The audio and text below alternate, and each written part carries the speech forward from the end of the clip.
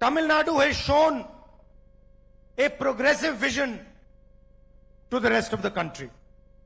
தமிழகம் India முழுமைக்கும் ஒரு முற்போக்கான பார்வையை தந்திருக்கிறது. Your politics has been historically rooted in social justice. உங்களுடைய அரசியல் என்பது வரலாற்று பூர்வமாக சமூக நீதியிலே கால் பதித்தது. You have the midday meal program. You have leaders in you are leaders in women's education, in employment, and Tamil Nadu and the people of Tamil Nadu are benefiting from this. இந்த தமிழ்நாட்டில் தான் மதிய உணவு திட்டம் வந்தது. இங்கேதான் பெண்களுக்கான பாதுகாப்பான சட்டங்கள் நிறைவேற்றப்பட்டன. இங்கேதான் பல்வேறு முன்னேற்றத்தை தருகின்ற பல சட்டங்கள் தமிழகத்திலே தான் முதலாக நிறைவேற்றப்பட்டன. And I am happy to say that the DMK, our alliance, and Mr. Stalin are continuing down this path. நான் மிக மகிழ்ச்சியாக சொல்லுகிறேன், மனநிறைவோடு சொல்லுகிறேன், திராவிட முன்னேற்ற கழகமும் நம்முடைய முதலமைச்சர் ஸ்டாலின் அவர்களும் இந்த பணிகளை இன்னும் தொடர்ந்து செய்து கொண்டிருக்கிறார்கள் என்பதை நான் மகிழ்ச்சியோடு சொல்ல ஆசைப்படுகிறேன். In the last 5 years, the government of Tamil Nadu had a fantastic CM breakfast scheme for children across the state. கடந்த 5 ஆண்டுகளாக பள்ளியிலே படிக்கின்ற குழந்தைகளுக்காக ஒரு மாபெரும் திட்டத்தை தமிழக அரசு நிறைவேற்றி இருக்கிறது. And also gave rupees 1,000 to women across the state, to 1.31 crore women across the state. தமிழகத்தில் இருக்கின்ற 1,31,00,000 மகளிருக்கு மாதம் 1000 ரூபாய் வழங்குகிற அற்புதமான திட்டத்தை அவர் தொடர்ந்து நிறைவேற்றி வருகிறார். Our alliance is going to carry on down this path. எங்களுடைய கூட்டணி இந்த பணிகளை தொடர்ந்து செய்யும். We are going to increase the amount of money that is given to women to 2,000 rupees a month. எங்களுடைய கூட்டணி ஆட்சிக்கு வருகின்ற போது இப்பொழுது கொடுக்கின்ற 1000 ரூபாயை 2000 ரூபாயாக உயர்த்தி தருவோம் என்கிற உறுதியை தந்திருக்கிறோம். Senior citizens and differently abled people will also get 2,000 rupees a month. மூத்த குடிமக்களும் மாற்றுத்திறனாளிகளும் இப்பொழுது பெறுகின்ற 1000 ரூபாயிலிருந்து கூடுதல் 1000 ரூபாயாக 2000 ரூபாய் பெறுவார்கள். Any woman who's a first time property buyer will have free property registration. முதல் முறையாக சொத்து வாங்குகின்ற எந்த பெண்ணுக்கும் முழுமையான பத்திரவு பதிவு கட்டண சலுகை உண்டு. And all government vacancies will be filled within 300 days.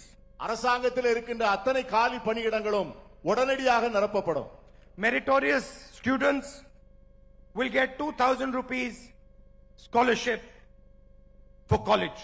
திறமையான மாணவர்களுக்கு கல்லூரிக்கு செல்லுகின்றவர்களுக்கு மாதம் 2000 ரூபாய் கல்வி உதவி தொகை வழங்கப்படும். And I am confident we will defeat the RSS AIDMK plan to hand over control of Tamil Nadu to Mr. Modi and Mr. Shah. I said that the BJP wants to rule Tamil Nadu from Delhi. நான் உங்களிடம் பேசுகின்ற போது சொன்னேன், பாஜக தமிழ்நாட்டை டெல்லியிலிருந்து ஆள நினைக்கிறது என்று நான் சொன்னேன். And I started my speech with the Bharat Jodo Yatra, a walk designed to unite our country. நான் இந்த இடத்திலிருந்து பாரத் ஜோடோ யாத்திரை ஆரம்பிக்கின்ற போது இந்த நாட்டை ஒற்றுமைப்படுத்த வேண்டும் என்கிற உணர்வோடு அந்த யாத்திரையை நான் துவங்கினேன். The worst thing about the RSS and the BJP is how they create hatred in our country. RSS இயக்கத்தில் பாஜக இயக்கத்தினுடைய கொள்கையினுடைய மோசமான விளைவுகள் என்னவென்று சொன்னால் இந்த நாட்டு மக்கள் மத்தியிலே வெறுப்பு விதைகளை விதைத்து அவர்களை எப்படி பிளவுபடுத்துவது என்பது. How they shatter the harmony of our country.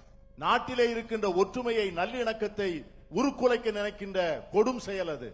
How they attack minorities throughout our country.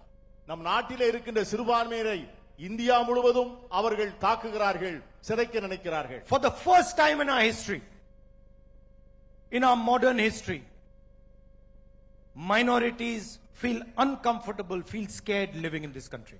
நம்முடைய வரலாற்றில் முதல் முறையாக சிறுபான்மை மக்கள் தாங்கள் பாதுகாப்பு இல்லாத ஒரு வாழ்க்கை வாழ்கிறோமோ என்கிற அச்ச உணர்வை பெற்றிருக்கிறார்கள். Whether you're a Christian or a Muslim or a Sikh or a Adivasi, you are attacked, vilified, and violence is carried out against you.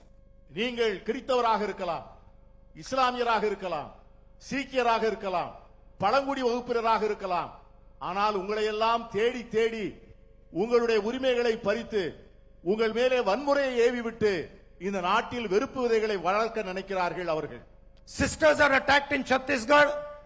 An entire state has been burnt and people are made to feel scared to live in India. Chhattisgarh மாநிலத்திலே கன்னியாஸ்திரிகளை அவர்களை கொடுமைப்படுத்தி அவர்கள் மீது வன்முறை AV விட்டு அந்த மாநிலத்தில் முழுவதும் பதற்றத்தை விதைத்திருக்கிறார்கள் இந்த கொடியவர்கள். And that is the single biggest reason that the BJP and the RSS have to be defeated in this country. அந்த ஒரு காரணத்திற்காகவே இந்த ஆர்எஸ்எஸ்ஸையும் பாஜகவையும் தோற்கடிக்க வேண்டும். This country is not a hateful country. This country is a country of love and affection. It has always been a country of love and affection. இந்த நாட்டில் ஒரு நாளும் வெறுப்பு அரசியலை ஏற்றுக்கொண்டதில்லை. இந்த நாடு அன்பால் நிறைந்த நாடு. இந்த நாடு மனித நேயத்தால் நிறைந்த நாடு. இந்த நாடு ஒற்றுமை உணர்வால் நிறைந்த நாடு. இந்த சித்தாந்தத்தை தான் நாம் பாதுகாக்க வேண்டும். And the fight really is between the BJP ideology and the Congress ideology at the national level. இந்த தேசிய அளவிலே நடக்கிற அரசியல் களம் என்னவென்று சொன்னால் பாஜகவினுடைய தத்துவத்திற்கும் காங்கிரசினுடைய தத்துவத்திற்குமான அரசியல் யுத்த போராட்டம் தான். And the BJP knows that in the end it is the Congress ideology that is going to defeat them. BJP சார்ந்தவர்களுக்கு நிச்சயமாக தெரியும் இறுதியிலே காங்கிரஸ் கட்சியினுடைய தத்துவம் தான் வெற்றி பெறும் என்பதை அவர்கள் முழுமையாக அறிந்திருக்கிறார். They know it. அவர்களுக்கு தெரியும். And the Prime Minister does not sleep at night because he knows that in the end the Congress party is going to defeat him.